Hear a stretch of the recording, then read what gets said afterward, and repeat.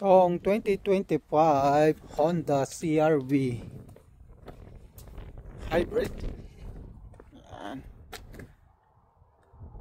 Gagawin naman natin dito ay lagyan daw natin ng cam, dash cam, in and out. At ito yung dash cam na nabili niya, 3 camera.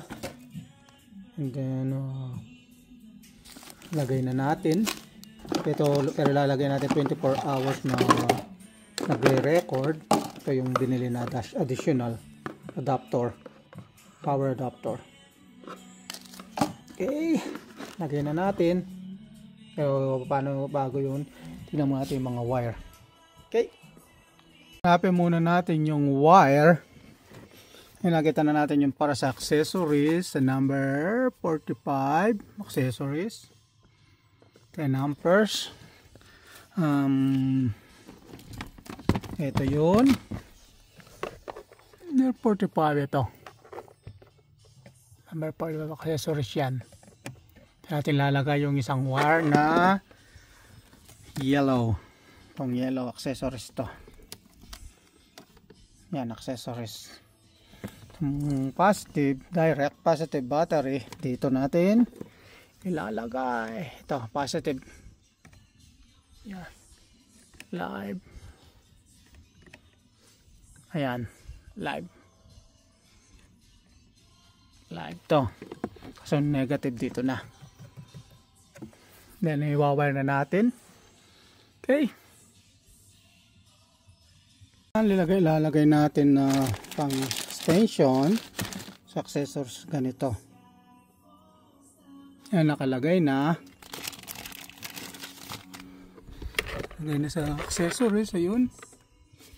Tapos testingin natin tong isang positive live. Yan, good. Wala, accessories, wala. Okay, power muna natin. Accessories, yan, ilaw, then i-out na natin yung accessories. Mahirap lang, yeah, yun, wala na. Okay, okay na tayo dyan. Ngayon idugtong na natin tong mga to gamit ang quick connect wire na to. Quick connect wire, yan. Okay, para dito nagamit din tayong ganito para dito. Ito pwede rin yellow para misanan, kaya lang malaki yung wire. Yan, ganyan din. Ito naman nandiyan ang mail papunta rito. Okay, wire ko na dito muna. Minount muna natin yung camera. Wala lang ibang pagdaanan, kundi lang natin pwedeng ipadaan dito sa loob. Tapos na siya dito lang, tinago doon. Okay, tayo sa kabila. Itong wire dito, ayan, tinago natin doon. Ito na siya, tinanggal yung rubber molding. Punta rito, ito yung power supply muna. Iyasan natin na dito sa loob. Yan, i-safety natin. Okay, bago natin lagay itong mga wire, lagay na yung accessories, itong positive tsaka negative. Lagay muna natin itong cable ng para sa rear camera. Ito, tinanggal ko na to, hinangat itong, yeah, ito. Tapos itong bubuksan natin dito natin patadaan yung wire. Okay, itong wire na to tinanggal ko na rin dito, padadaanin. Nilagyan ko na yung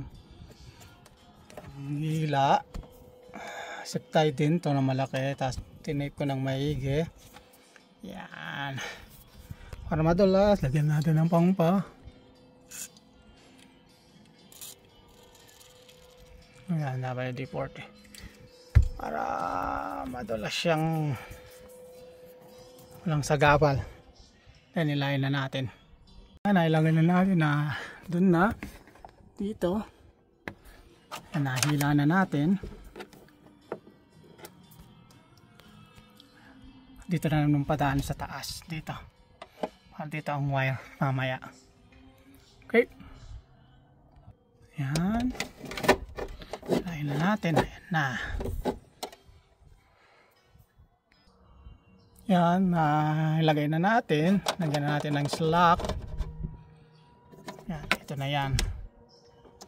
Tanggalin na natin to. And then itong mahaba papunta na dun sa loob. Okay. Nandito na yung wire. Ilagay na natin dito. Yan. Tanggalin to. Para ilagay nun sa buo. Okay.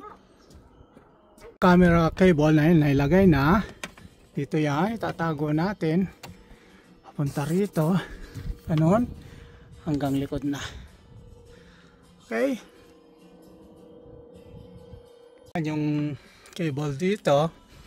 Tago na. Nailagay na doon. Tago na. Dito. Papunta doon. Hanggang likod na. Itong cable na to. Okay. Para sa camera. Okay. Lagyan natin. Tetestingin na natin muna. Nag-power on na. Oop. Ayan. Yung camera. Okay na. Pati sa likod. Okay. Okay na. Balik na natin ito lahat. Pati itong cover na to. Yan. Good. Off. Off na siya. Yung nagla-record pa rin. Ano? Yung naka-power.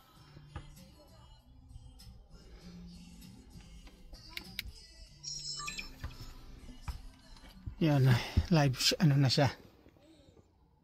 Okay. Okay, okay na. Balik na natin lahat yan mamaya. Yan.